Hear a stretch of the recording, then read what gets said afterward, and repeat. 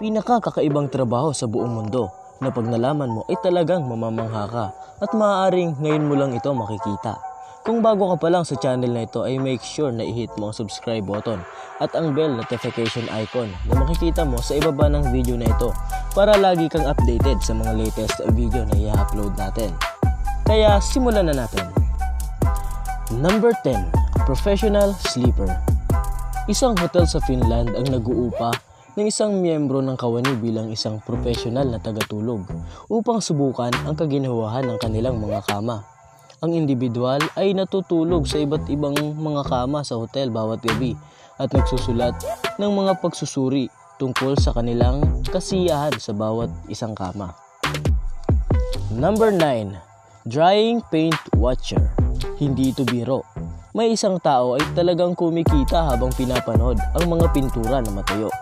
Ang isang tao sa UK ay kasalukuyang may trabaho at ginugugol niya ang kanyang mga araw sa pagpipinta ng mga sheet ng karton upang masubukan kung gaano katagal ang mga bagong panghalo ng pintura na matuyo.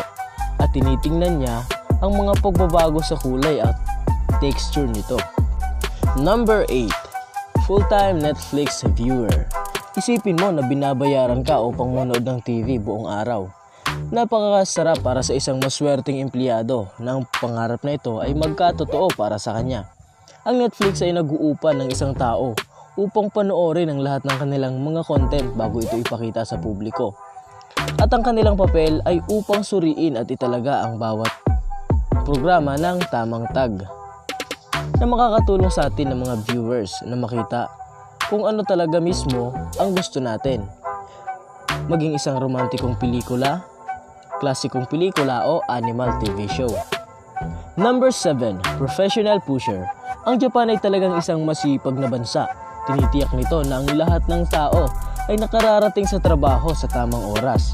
At yan ang dahilan kung bakit nag-uupa sila ng mga professional pusher. Ang ginagawa nila ay itinutulak nila ang mga tao papunta sa tren upang wala nang mahuli sa trabaho. Number 6. Professional Mourner.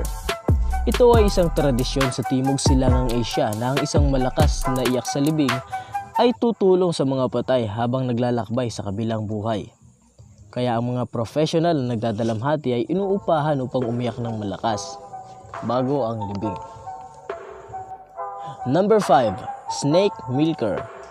Ang trabaho ng isang snake milker ay upang mangolekta ng mga kamandag ng mga nakalalason na ahas sa mga garapon para magamit sa mga anti-venoms at iba pang gamot. Salamat at may mga matatapang na tao na gumagawa nito para masagip ang buhay ng marami. Number 4. Dog Food Taster. Ang trabaho ng dog food taster ay tikman ang mga bagong produktong pagkain ng aso. Kabilang ang mga buto, tinned meat at biskwit. Ginagawa nila ito upang subukan ang lasa at texture kung ihahambing sa karibal ng mga brand ng pagkain ng aso at pagkain ng tao. Tasty. Number 3. Odor Judge. Upang masubukan ang pagiging epektibo ng mga bagong produkto, ang mga Amor Judge ay inuupahan upang amuyin ang mga hininga, paa at kilikili ng mga voluntaryo. Sa ganitong paraan ay malalaman nila kung ang mga produkto ba ay epektibo. Number 2. Marmite Tester. Sa kaso ni St. John Skelton, talagang mataas ang kanyang pagpapahalaga para sa ibang antas.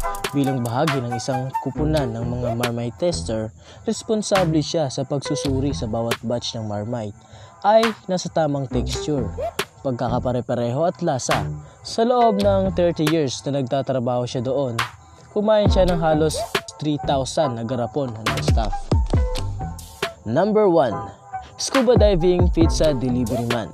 Kung mayroong isang hotel sa ilalim ng dagat sa Florida, ay mayroon din silang isang scuba diving pizza delivery na nagbibigay sa kanila ng pizza sa pamamagitan ng pagdadala sa kanila sa dagat sa isang kaso ng watertight.